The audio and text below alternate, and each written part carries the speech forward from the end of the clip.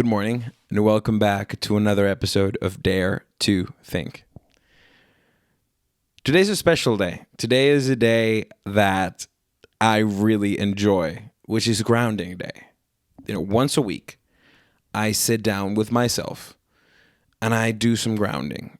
For some of you that don't maybe know what this means, to ground yourself is to go back to your roots, to find some way to literally sit down and go back to what keeps you calm, to what ties you to the earth.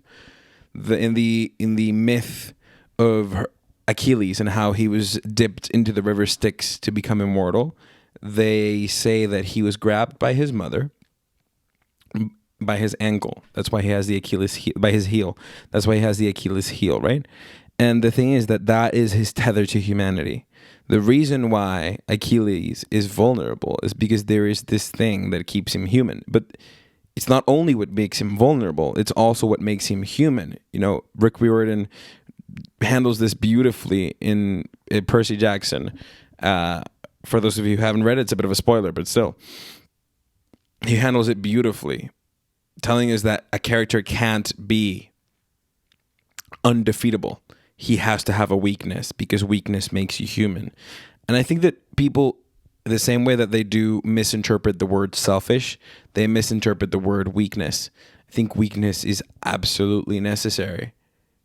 It's the thing that makes you virtuous. If you aren't weak, if you're not vulnerable, if there's not something that can be exploited about you, if there isn't something, if you don't have something that you value that people can take away from you, then there's not anything you can fight for. And so grounding day is a day where I connect with the things that are vulnerable for me. And I have them all over my room. So that poster over there, it's a panda poster. It's a poster that my mom and my sister gave me for my 19th birthday. My first birthday after I'd moved away from Venezuela.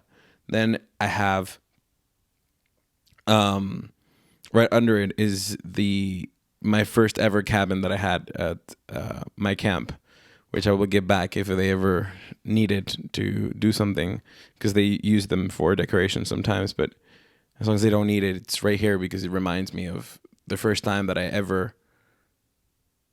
I was truly un guía, and it's an important moment for me. And below that, there's pictures of my girlfriend. There's the diaries that I wrote when I was a teenager and that I still write on today.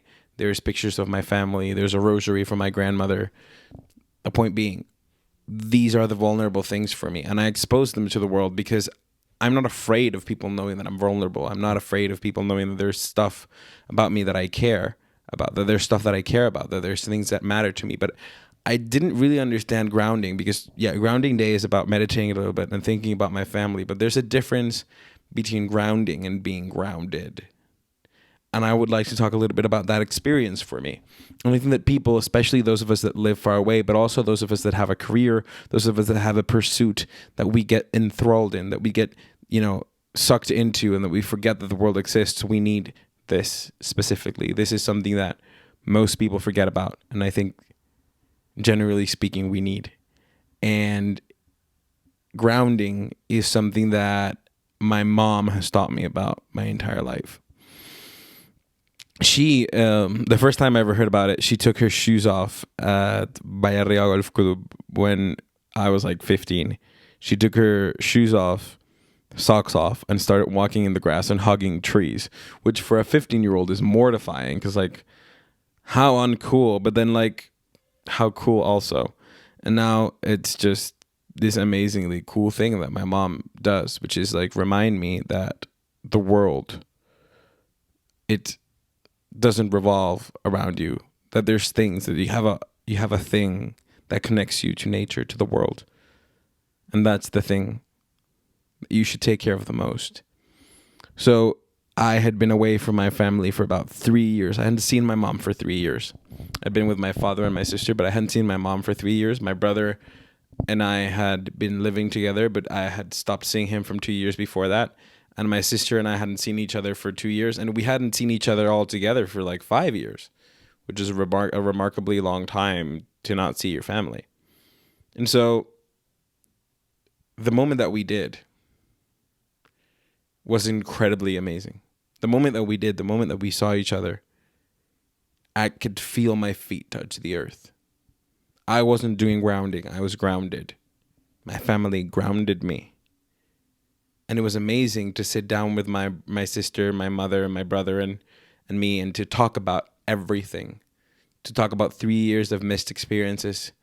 To talk about 3 years of missing each other. And then to digest not only the 3 years, but to digest more.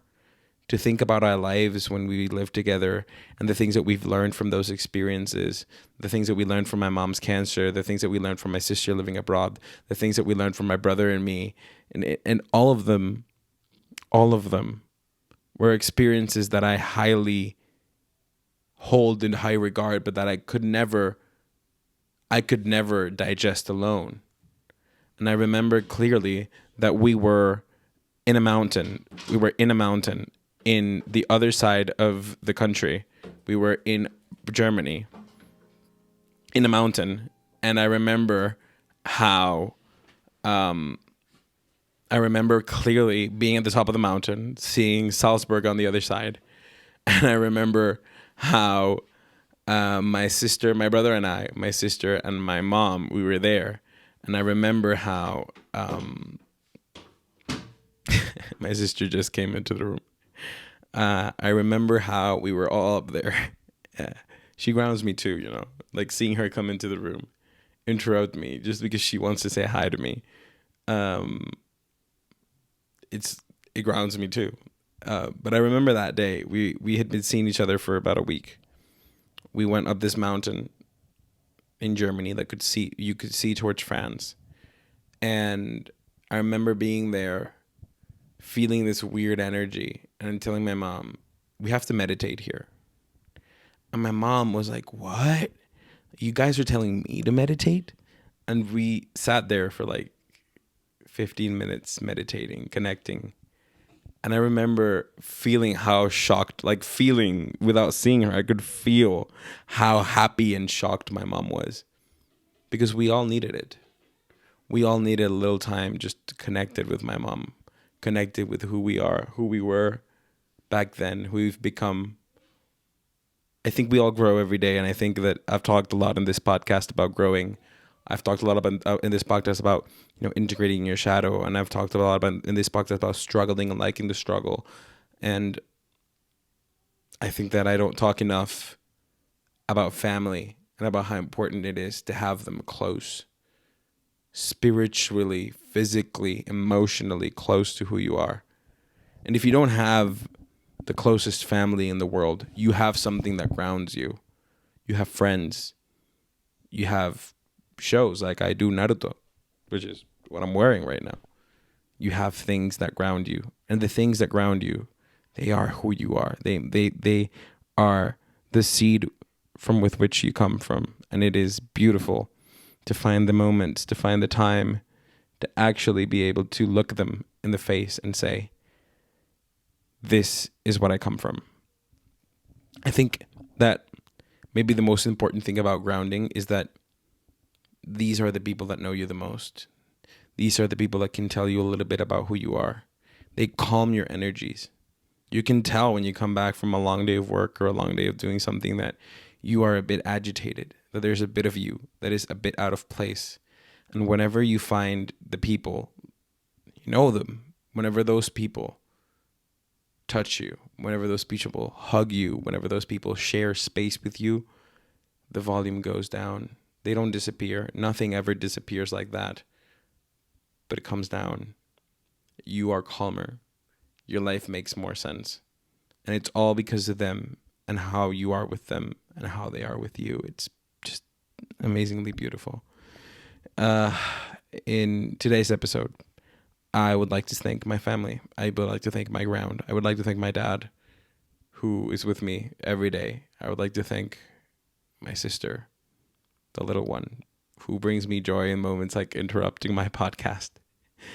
I would like to thank my girlfriend, who's there with me every day too.